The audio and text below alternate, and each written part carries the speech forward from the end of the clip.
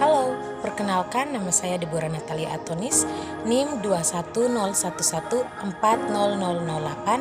Saya mahasiswa Universitas Nusa Cendana Kupang, Prodi Pendidikan Guru Sekolah Dasar, semester 5 kelas B. Di sini saya akan membuat video pembelajaran mengenai salah satu topik yang telah dibahas dari kelompok 1 sampai kelompok 4, guna untuk memenuhi tugas mata kuliah pengembangan pembelajaran bahasa dan sastra Indonesia. Materi yang saya ambil yaitu pada materi kelompok 4 dengan topik ketepatan menganalisis pendekatan dalam pembelajaran bahasa Indonesia di SD dan membedakan pendekatan kontekstual, struktural, dan juga pendekatan proses. Nah, di sini yang akan saya bahas lebih rinci mengenai pendekatan kontekstual. Kita akan masuk pada materi yang pertama mengenai pengertian pendekatan kontekstual. Nah, pendekatan kontekstual teaching and learning disingkat juga menjadi CTL, yang merupakan konsep belajar yang membantu guru mengaitkan antara materi yang diajarkan dengan situasi dunia nyata siswa dan mendorong siswa membantu hubungan antara pengetahuan yang dimilikinya dengan menerapkan dalam kehidupan mereka sebagai anggota keluarga dan masyarakat. Pendekatan CTL merupakan konsep belajar yang beranggapan bahwa anak akan belajar lebih baik jika lingkungan diciptakan secara alamiah. Artinya, belajar akan lebih bermakna jika anak bekerja dan mengalami sendiri apa yang dipelajarinya. Kita akan masuk kepada B, yaitu ciri-ciri pembelajaran kontekstual teaching and learning atau biasa disingkat dengan CTL. Nah, ciri-ciri yang pertama yaitu adanya kerjasama antar semua pihak. Yang kedua, menekankan pentingnya pemecahan masalah. Yang ketiga, menyenangkan dan tidak membosankan. Yang keempat, pembelajaran integratif. Yang kelima, siswa aktif dan kritis. Yang keenam, guru kreatif. Dan yang ketujuh, menggunakan berbagai sumber. Kita akan masuk pada bagian C, yaitu komponen pendekatan kontekstual teaching and learning atau CTL. Nah, pembelajaran CTL merupakan siswa dalam konteks bermakna yang menghubungkan pengetahuan awal siswa dengan materi yang sedang dipelajari dan sekaligus memperhatikan kebutuhan individu siswa dan peranan guru. Nah, berikut ini berkaitan dengan itu, maka pendekatan CTL harus menekankan hal-hal sebagai berikut. Yang pertama, belajar berbasis masalah, yaitu suatu pendekatan pengajaran yang menggunakan masalah dari dunia nyata sebagai suatu konteks bagi siswa untuk belajar tentang berpikir kritis dan keterampilan pemecahan masalah, serta untuk memperoleh pengetahuan dan konteks yang esensi dari materi pembelajaran. Yang kedua, pengajaran autentik, di mana pengajaran autentik yaitu pendekatan pengajaran yang memperkenankan siswa untuk mempelajari konteks bermakna sesuai dengan kehidupan nyata. Yang ketiga, belajar berbasis inquiry, di mana mengikuti metode sains dan menyediakan kesempatan untuk pembelajaran yang bermakna.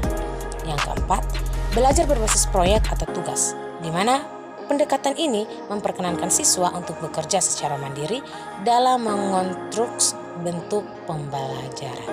Yang kelima yaitu belajar kooperatif yang memerlukan pendekatan pengajaran melalui penggunaan kelompok kecil untuk bekerja dalam memaksimalkan kondisi belajar dalam mencapai tujuan belajar. Kita masuk selanjutnya yaitu menurut Nur Hadi 2003, pendekatan CTL dilakukan dengan melibatkan komponen utama pembelajaran. Nah, komponen-komponen ini sebagai berikut. Yang pertama yaitu konstruktivisme, di mana konstruktivisme merupakan landasan berpikir pendekatan CTL, yaitu pengetahuan dibangun sedikit demi sedikit yang dihasilkan diperluas melalui konteks yang terbatas dan tidak tiba-tiba. Nah, pengetahuan bukanlah seperangkat fakta-fakta, konsep atau kaidah yang siap diambil dan diingat, tapi manusia harus mengonstruksi pengetahuan itu dan memberi makna melalui pengalaman nyata. Yang kedua yaitu bertanya, di mana bertanya merupakan strategi utama pembelajaran yang berbasis pendekatan CTL dalam sebuah pembelajaran yang produktif. Kegiatan bertanya guna untuk, yang pertama, menganalisis informasi baik administrasi maupun akademik. Yang kedua, melihat pemahaman siswa.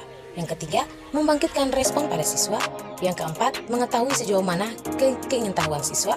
Yang kelima, mengetahui hal-hal yang sudah diketahui siswa. Yang keenam, memfokuskan perhatian siswa pada sesuatu yang kehendaki guru. Dan yang terakhir atau ketujuh, menyegarkan kembali pengetahuan siswa. Masuk yang ketiga yaitu menemukan, di mana menemukan merupakan bagian inti dari kegiatan pembelajaran menggunakan pendekatan CTL. Nah, pengetahuan dan keterampilan yang didapatkan siswa diharapkan bukan hanya hasil mengingat seperangkat fakta-fakta, tetapi juga hasil dari menemukan sendiri. Nah, siklus inquiry ini adalah yang pertama, observasi, yang kedua bertanya, yang ketiga mengajukan pertanyaan, yang keempat mengumpulkan data, dan yang terakhir yaitu menyimpulkan. Yang keempat yaitu masyarakat belajar atau learning community, di mana guru disarankan selalu melaksanakan pembelajaran dalam kelompok belajar siswa. Nah, siswa dibagi dalam kelompok-kelompok yang heterogen.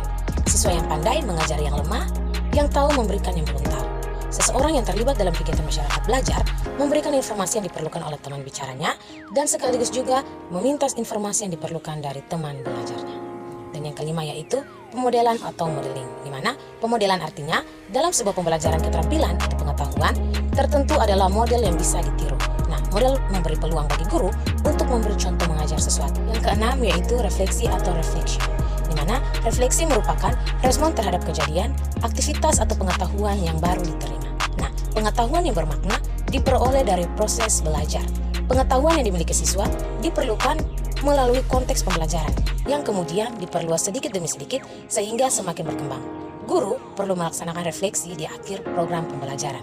Dan yang terakhir yaitu penilaian sebenarnya atau authentic assessment, di mana penilaian yang sebenarnya atau authentic assessment adalah kegiatan menilai siswa yang menekankan pada apa yang seharusnya dinilai, baik proses maupun hasil dengan berbagai instrumen penelitian. Termasuk pada D yaitu kelebihan pendekatan contextual teaching and learning atau CTL, di mana pendekatan CTL memiliki kelebihan antara lain yang pertama meningkatkan akademik siswa, yang kedua siswa menjadi lebih aktif, yang ketiga lebih mengutamakan praktik daripada hafalan, yang keempat melatih siswa berpikir kritis, dan yang kelima atau yang terakhir yaitu siswa dibiasakan untuk memecahkan masalah. Sekian video pembelajaran dari saya, semoga video ini bisa bermanfaat untuk kita semua. Terima kasih.